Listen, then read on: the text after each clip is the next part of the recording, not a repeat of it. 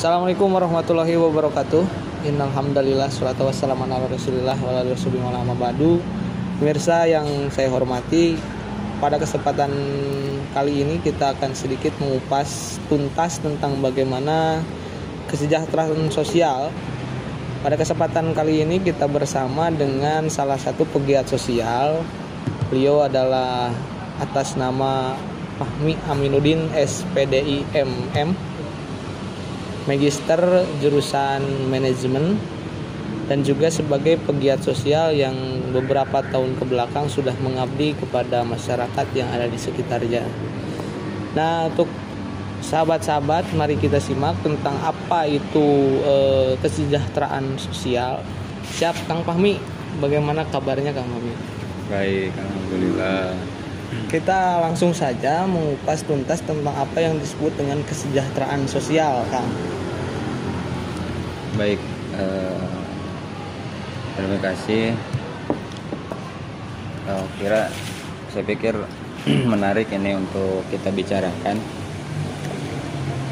karena kita sudah mulai pada situasi yang kemudian bisa dikatakan momentum emas sebetulnya. Karena apa? Karena dalam momentum pilkada ini kita menaruh harapan gitu terkait bagaimana masyarakat ke depan ini bisa mengambil kehidupan dalam tatanan yang lebih baik. Nah, untuk dalam kesempatan kali ini kita berbicara misalkan tadi sesuai dengan topik persoalan kesejahteraan. Nah, persoalan kesejahteraan ini memang umum kalau kita mau bahas. Salah satunya saja misalkan masyarakat, kalau dalam ruang lingkup masyarakat, kesejahteraan dalam ekonomi misalkan ya. Secara sederhana artinya masyarakat ini memiliki kesempatan yang besar untuk kemudian memenuhi kebutuhan dasarnya, paling tidak seperti itu. Nah, nanti kan di kelas-kelas juga taraf ekonomi masyarakat ini ada yang kemudian sudah sejahtera secara ekonomi gitu. Ada juga yang kemudian prasejahtera, bisa katakan seperti itu. Nah, yang namanya prasejahtera itu misalkan miskin atau rentan miskin.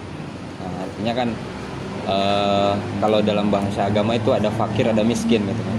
Kalau fakir itu dia tidak bisa apa-apa, tidak punya ruang untuk berusaha gitu kan. Belum menemukan itu. Nah, dia kelasnya fakir. Kalau miskin itu dia bekerja, tapi tidak mencukupi. Nah, pekerjaannya itu tidak bisa menutupi kebutuhan dasarnya, selalu kurang. Itu kan dalam bahasa agama atau ilmu fikih itu menjelaskan fakir miskin itu definisinya seperti itu. Nah, dari sisi pemahaman para ahli pun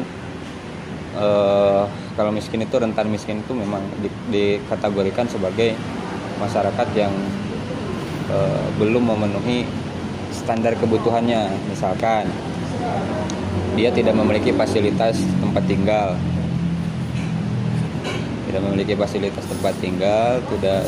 terus tidak memiliki pekerjaan gitu. Atau yang kita sebutkan yang pengangguran, atau bisa dikatakan serabutan, apa saja yang dikerjakan gitu kan. Jadi tidak menetap, penghasilannya yang tidak menetap. Nah, fenomena hari ini adalah yang sering kita bicarakan dan sering ditawarkan oleh para politisi adalah persoalan kesenjangan ekonomi. Nah, kesenjangan ekonomi ini sangat berpengaruh terhadap situasi sosial. Nah, kenapa seperti itu? Karena terjadi ketimpangan. Jadi kalau yang kaya semakin kaya, yang miskin semakin miskin. Artinya menarik untuk kita bicarakan bagaimana konsep kepemimpinan ke depan ini membuat sebuah polarisasi untuk kemudian memindahkan situasi dari, kalau berbicara statistik misalnya, kalau berbicara angka yang tadinya persentasenya lebih besar kemiskinan mengurang gitu kan. Artinya paling tidak ada semacam keseimbangan dari kesejahteraan ekonomi di masyarakat. Nah, kalau kita kaitkan terkait dengan pilihan yang harus diambil oleh masyarakat dalam ruang lingkup umum terkait siapa yang harus kemudian kita titipkan amanah rakyat ini kepada seorang pemimpin. Artinya saya pikir kita juga harus memahami dulu bagaimana situasi yang terjadi dalam ruang lingkup paling tidak kalau kita berbicara Pangandaran misalkan. Nah, di Pangandaran ini persentase kemiskinan ini berapa persen sebenarnya? Jadi artinya ketika nanti kita mau merencanakan atau para seorang pemimpin ke depan itu kan harus punya angka dulu, harus punya statistik. Nah, jadi sejauh mana atau sebesar apa gitu kan tingkat kemiskinan di Kabupaten Pangandaran. Nah, selanjutnya itu juga harus dikaji apa sebetulnya faktor penyebabnya. Nah, di samping itu nanti akan ketemu, tentu bisa dipetakan kalau Pangandaran ini adalah daerah yang lautan atau agraris juga gitu kan. Ada pertaniannya gitu, ada nelayannya gitu. Nah, artinya masyarakat Kabupaten Pangandaran misalnya nanti secara ruang lingkup pengembangannya apa yang bisa digali untuk mengembangkan potensi mereka dalam upaya meningkatkan taraf ekonominya. Nah, berbicara kemiskinan di Pangandaran ini saya pikir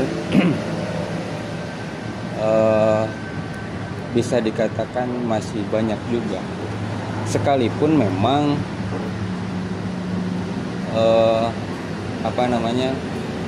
telah ada program semacam dari pusat, sekalipun ada program dalam upaya pengembangan kesejahteraan masyarakat gitu.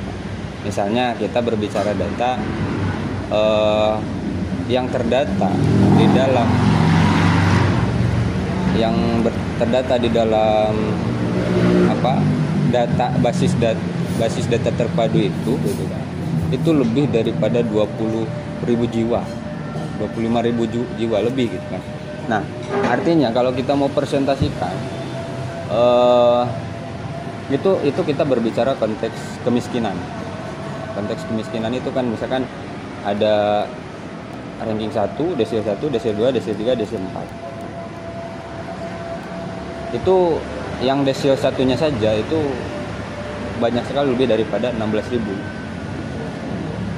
Lebih dari 16.000. Nah, berarti kita kalau mau presentasikan dari penduduk Kabupaten Pangandaran 200.000 lebih ya.